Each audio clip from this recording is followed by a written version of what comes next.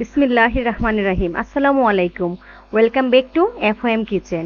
আজকে আমি আপনাদের জন্য নিয়ে এসেছি পুঁইশাক দিয়ে খুবই মজাদার একটি শুটকি ভাজি, যা পুঁইশাকের ভাজিও বলতে পারেন। আর এটা খেতে যে কি মজা! আর বাইরে তো প্রচণ্ড গরম, মাছ মাংস খেতেও ভাল লাগে না, তাই না? আর যদি এটা হয় কেমন মজা হয়। চলুন চলে যাই এফওএম কিচেনে। এখানে আমি পুঁইশাক ভালো মতো ধুয়ে পরিষ্কার করে আমি কুচি কুচি করে কেটে নিব। আর এখন কিন্তু বাজারে খুব ভালো পুঁইশাক পাওয়া যাচ্ছে। এই পুঁইশাক আমি পরিষ্কার করে নিয়েছি। এখন দেখেন কুচি কুচি করে কেটে নিয়েছি। এখন ব্লেন্ডারে আমি শুটকি ভালো মতো ধুয়ে গরম পানি দিয়ে পরিষ্কার করে নিয়েছি, ব্লেন্ডারে দিয়ে নিলাম। আর দিচ্ছি দুইটি মিডিয়াম সাইজের পেঁয়াজ কুচি, আর কিছু অল্প পানি দিয়ে আমি এখন ব্লেন্ড করে নিব। ব্লেন্ড করার উদ্দেশ্য হলো যেন কাঁটাটা গলায় না লাগে।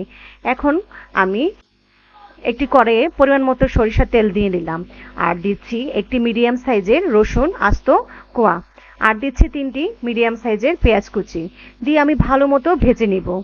যখন পেঁয়াজ এবং রসুনটা ভাজা হয়ে যাবে, 6-7 মিনিট ভেজেছি, তখন আমি সেই শুটকি ব্লেন্ড করাটা আমি দিয়ে দিব।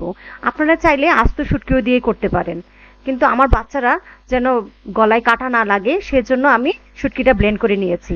আর দিলাম 1 চামচ মরিচের গুঁড়া এবং আধা চামচ হলুদের গুঁড়া, বাস এতটুকুনি দিব, আর কোনো মশলা দিব না। দিলাম স্বাদ মতো লবণ দিয়ে আমি প্রায় 7-8 মিনিট ভালো মতো কষিয়ে নিব। মশলা যত কষানো হবে ততই মজা হবে। এখন আমি প্রায় 2 গ্লাস পানি দিয়ে দিলাম। পানি দিয়ে আমি শুটকিটাকে ভালো মতো ভেজে নিব। যখন পানিটা অল্প হয়ে আসবে, মাখা মাখা হবে, তখন আমি যে পুঁইশাক কুচি কেটে রেখেছিলাম সেই পুঁইশাক কুচিটা আমি দিয়ে দিব। পুঁইশাক কুচিটা দিয়ে আমি ভালো মতো নেড়ে নিব। আর এটা খেতে কিন্তু অনেক মজা গরম ভাতের সাথে। দেখেন আমি প্রায় 6-7 মিনিট ভালো মতো ভেজে নিব। পুঁইশাকটা দিয়ে শুটকিটা যতক্ষণ কষাবো তত এটার ফ্লেভারটা আরো বেশি বের হয়, জানেন। এখন দিয়ে দিচ্ছি 2টি লাল কাঁচামরিচ। লাল কাঁচামরিচটা দেখতে আমার কাছে খুবই ভালো লাগে, আর খেতেও খুবই মজা লাগে। বাস, যখন পুঁইশাকটা কষাতে কষাতে তেলের উপরে উঠে আসবে, তখনই আমি এটা এখন ধনেপাতা কুচি দিয়ে দিব। দেখেন পুঁইশাকটায় আর শুটকিটায় কিন্তু তেল উঠে এসেছে। ধনেপাতা কুচি দিয়ে আমি আরো কিছুক্ষণ ভেজে নিব।